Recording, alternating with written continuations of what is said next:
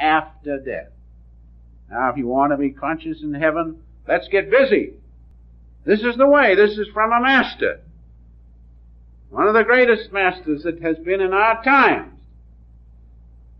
If those, or rather those who try by devotional yogic methods. Now, yoga is good, but yoga alone will not do it. You've got to have the love of God in your heart. You can practice yoga. You can see the light of Christ at this point. But you will not receive God until you really want Him in your heart, and His great love pulls you, and you give Him your love. That's what it means. By those who try by devotional, yogic methods to understand and perceive the phenomena of sleep and death during their conscious physical existence, can consciously pass through the change of death and retain their consciousness after death. Unless you do that when death comes, you'll be so overwhelmed you'll lose your consciousness. Of course, it'll be a peaceful sleep, but you'll lose your dynamic consciousness of the presence of God. But if you practice these methods, which are left, and many of you know here, you will be able to do that. It is a matter of experience, as I have said.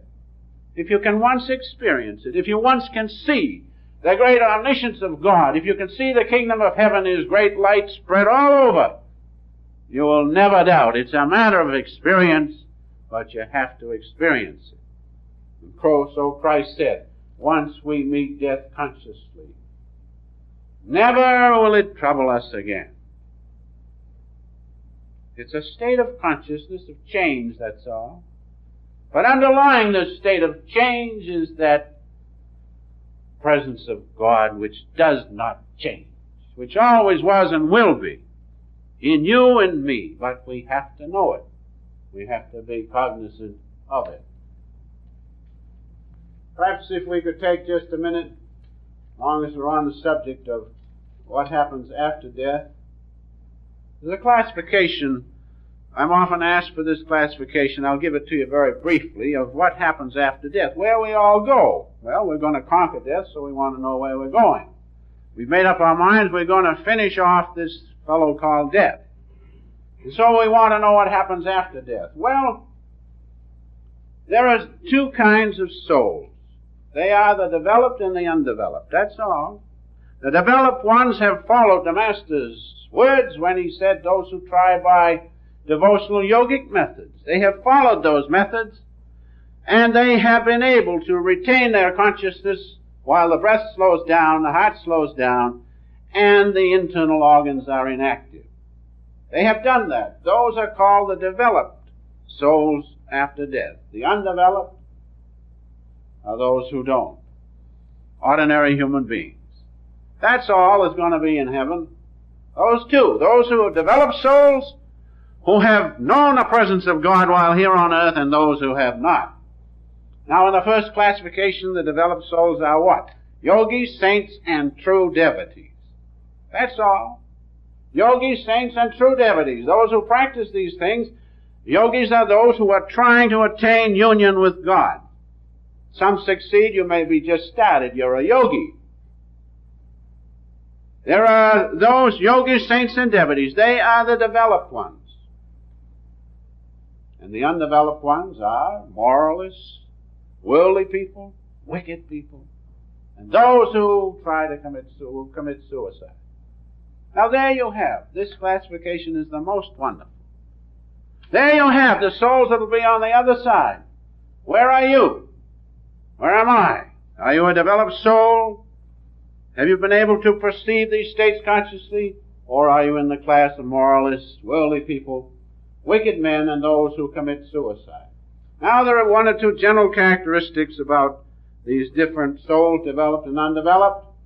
The first classification, the developed souls, will have, after death, different degrees of self-consciousness. Now don't you see, if you do not have the self-consciousness while here on earth of the presence of God, how will you have it after death? And so the developed souls will have different degrees of self-consciousness.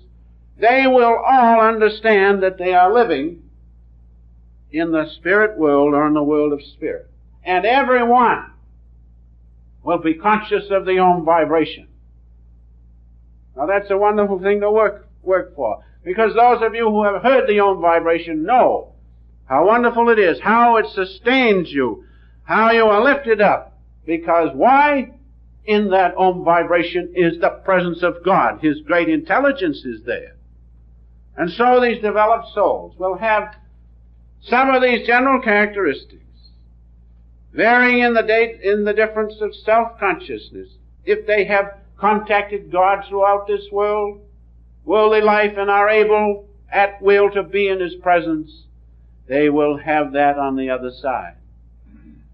If they have tried and struggled and had partial success, they will know that they are existing in the spirit world, and they will be conscious of the Om vibration. If they have been, as the Master used to say, indifferent yogis, indifferent, just doing a little now and then, still they will have consciousness of the Om.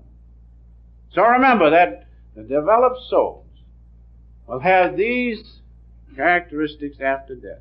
Now the undeveloped souls, the moralist, as the Master says, has occasional consciousness after death. Now you know good moral people, but they're not religionists. They do not love God wholly. That's the difference. And so, once in a while they have consciousness after death. The worldly people, 1 in 1,000, as I remember his figures, will have consciousness after death. Why?